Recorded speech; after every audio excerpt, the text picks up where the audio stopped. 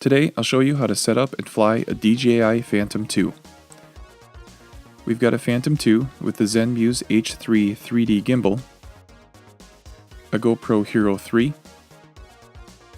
a first-person view kit including the transmitter and a 7-inch monitor with built-in receiver, as well as the DJI transmitter and a GPS tracker.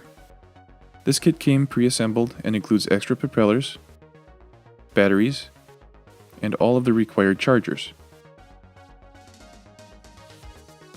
Here are the steps for setting up the Phantom for flight.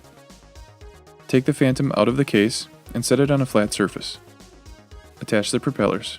The props with the black hubs attached to the motors with a black mark on the screw and attached by spinning them on counterclockwise. They'll be opposite each other on the Phantom. The props with the silver hubs go on the motors with no marks on the screws. These attach by spinning them on in a clockwise direction. The propellers are self-tightening, so there is no need to use any tools or force to tighten them on by hand. Now, attach the GoPro to the gimbal. You'll need the small Allen wrench supplied with the gimbal to tighten on the screws. An alternative to the plastic bar that attaches with screws, you can use a sturdy rubber band to secure the GoPro to the gimbal. Just be careful not to apply too much pressure to the axis of the gimbal. This can cause them to bend, resulting in calibration and leveling problems. Insert a micro SD card into the slot on the GoPro. Then, attach the USB connector on the end of the gimbal's ribbon cable to the GoPro. This provides the video feed to the transmitter as well as the power to the GoPro. I purchased a small lightweight GPS tracker in case I lose the Phantom. Place the battery in the tracker and lock down the battery door. Attach the antenna marked with TX to the video transmitter.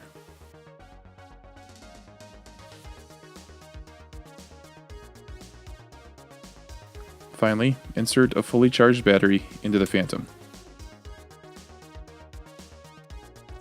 Now, onto the DJI transmitter and the FPV monitor. The kit comes with a Canon battery, a mounting plate for the battery, and adapters for the Canon battery and others, like the Sony battery.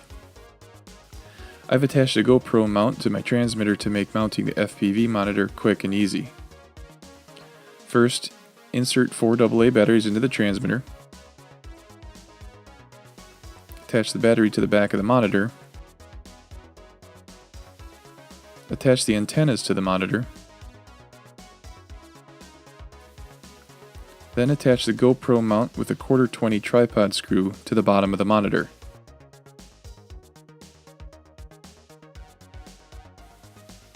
Then, attach the monitor to the transmitter. That's it for initial setup of the Phantom. Now we'll power everything up and do a short flight demonstration. The setting on the flight mode switches will depend on where and how you're going to fly the Phantom. For this demonstration, we're going to fly indoors, so we'll set the left switch all the way up and the right switch to the middle position. This is labeled ATTI for Attitude Hold Mode. Always turn on the transmitter first. Turn on the GoPro and start recording right away. Do this now so the gimbal doesn't get damaged by stress of manually moving the GoPro while the gimbal is powered up. Then turn on the FPV monitor. To turn on the Phantom, press the power button on the battery once and then release it right away.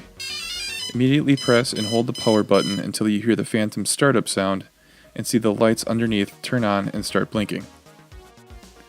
Verify the video feed appears on the monitor. Since we're not flying outdoors, we don't need to calibrate the compass or get a GPS fix. Once everything looks good, push both sticks on the transmitter down and towards the center to spin up the props. Once they start, release the sticks. The left stick controls throttle and rotation. Up and down increases and decreases the throttle, moving the Phantom up and down. Right and left rotates the Phantom clockwise and counterclockwise. Push the left stick all the way up quickly to get a nice smooth takeoff. If you don't give the Phantom full throttle when taking off, it might tilt to one side so much that the props will hit the ground, causing damage. Once you're a few feet in the air, release the left stick to hover. The right stick controls forward, backward, left, and right movements. With the switch in the middle position, the Phantom is in attitude hold mode. This means that the Phantom will maintain its height, rotation, and stay level when the sticks are centered. If you push the right stick in any direction and then release the stick, the Phantom will continue moving in that direction until you compensate for that movement by pushing the stick in the opposite direction. Also, if you're flying outdoors in ADI mode, any wind will make the Phantom drift, so you'll need to compensate for that with the sticks. When landing, slowly descend until you're about 1 foot above ground, and then push the throttle down all the way and hold it there until the Phantom has landed and the motors turn off. A couple bits of advice. It's important to practice flying in a controlled environment at first, to familiarize yourself with how the Phantom responds to input from the transmitter. Also, familiarize yourself with local, state, and federal laws and regulations regarding flight of the model aircraft for both personal and business use. Another important note, pushing up on the right stick will move the Phantom in whichever direction the nose is facing. This means forward will not always be away from you. Make small movements on the stick at first, then attempt to halt the drift by compensating on the stick. You'll generally get about 20 minutes of flight time on each battery. Leave yourself a buffer so you can safely return the Phantom to your location and land. In GPS mode, the Phantom will return to the location where it took off when it reaches the battery level threshold. In ADI mode, it'll just slowly descend where it is without regard as to what is below it, such as trees or water. Thanks for watching, and happy flying.